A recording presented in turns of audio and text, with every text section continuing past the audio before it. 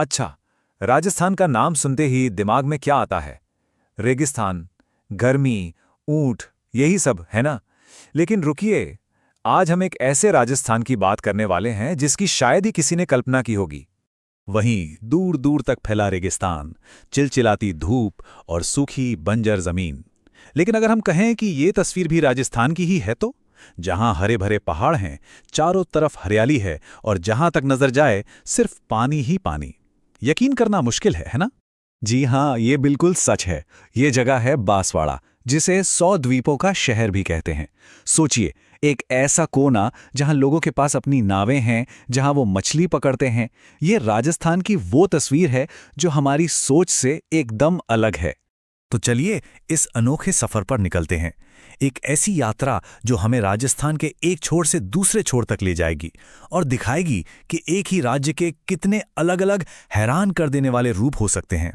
तो ये सफर शुरू होता है पश्चिमी राजस्थान के थार रेगिस्तान से, वही इलाका जहां बारिश की एक बूंद तक नहीं है।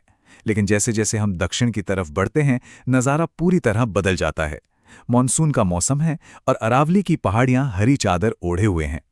फिर रास्ते में अचानक किशनगढ़ में सफ़ेद पहाड़ दिखते हैं और आखिर में हम पहुंचते हैं बांसवाड़ा, झीलों और बेहिसाब हरियाली की दुनिया में। तो ये सफ़ेद पहाड़ आखिर हैं क्या? नहीं, ये बर्फ नहीं है, ये मार्बल का कचरा है। किशनगढ़ में एशिया का सबसे बड़ा मार्बल बाजार है और 1980 के दशक से इस कचरे को यहीं फेंका जा रहा है। और कमाल देखिए, कैसे कचरे के ढेर ने एक खूबसूरत जगह की शक्ल ले लिया है, जिसे देखने के लिए लोग आते हैं। वैसे ये विपत्ति में अवसर का एक बढ़िया उदाहरण तो है, पर हाँ, ये सोचना भी जरूरी है कि पर्यावरण पर इसका क्या असर पड़ता होगा। अब सबसे बड़ा सवाल कि राजस्थान का एक हिस्सा बांसवाड़ा इतना हरा भरा कैसे है, जबकि पूरा राज्य रेगिस्तान के लिए जाना जाता है? इसका जवाब ना इसकी ज्योग्राफी में छिपा है। चलिए इसको समझते हैं। इसके पीछे ना दो मेन कारण हैं। पहला है माही नदी। ये नदी मध्य प्रदेश से निकलकर बांसवाड़ा से होते हुए गुजरात जाती है। सच पूछिए तो ये इस पूरे इलाके की लाइफलाइन है। और दूसरा कारण है इसकी लोकेशन। ये जगह अरावली और विंध्य की पहाड़ियों के दक्षिण में है। और पता है, पूरे राजस्थान में सबसे ज्यादा बारिश यहीं होती है। बस इन्हीं दो वजहों से बांसवाड़ा इतना हरा भरा और खूबसूरत है। तो भूगोल तो समझ लिया, अब चलते हैं जरा और करीब। चाचाकोटा नाम का एक छोटा सा अनछुआ गांव है। चलिए वहां के लोगों की जिंदगी को देखते हैं। यहां हमारी मुलाकात विजय भैया से होती है। वो एक बड़ी सीधी सी बात बताते हैं कि जो लोग प्रकृति के इतने करीब रहते हैं ना, उन तक सरकारी सुविधाएं अक्सर पहुंच ही नहीं पाती। सोचिए, बच्चे रोज स्कूल जाने के लिए 5 किलोमीटर पैदल चलते हैं। इस एक बात से ही वहां की रोज की मुश्किलों का अंदाजा लग जाता है। अब जरा इस फर्क को देखिए। एक तरफ चाचाकोटा का जीवन है जो पूरी तरह प्रकृति पर निर्भर है, और दूसरी तरफ वो टूरिस्ट वाला राजस्थान जिसे हम सब जानते हैं। यहाँ लोग लकड़ी के सीधे साधे घरों में रहते हैं। पीने के पानी से लेकर नहाने तक हर चीज के लिए वो माही नदी पर ही निर्भर हैं। और यही है यहाँ के लोगों की रोजी रोटी।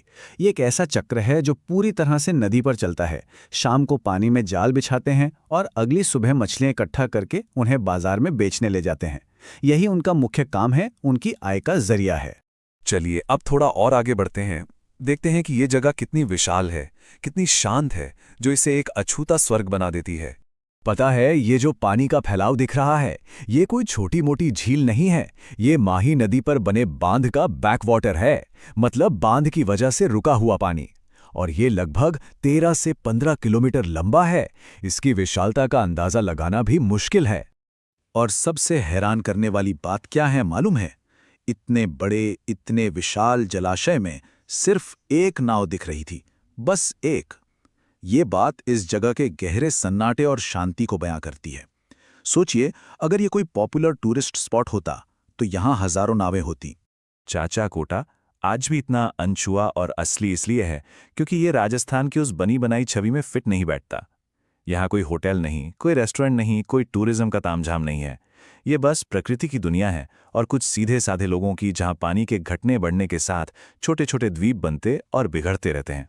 तो ये सब देखकर एक सवाल तो मन में आता है ना, कि हमारे आसपास ऐसी कितनी ही छिपी हुई दुनियाएं हैं, ऐसी जगहें जिनके बारे में हम सोचते कुछ और हैं और वो असल में कुछ और ही निकलती हैं।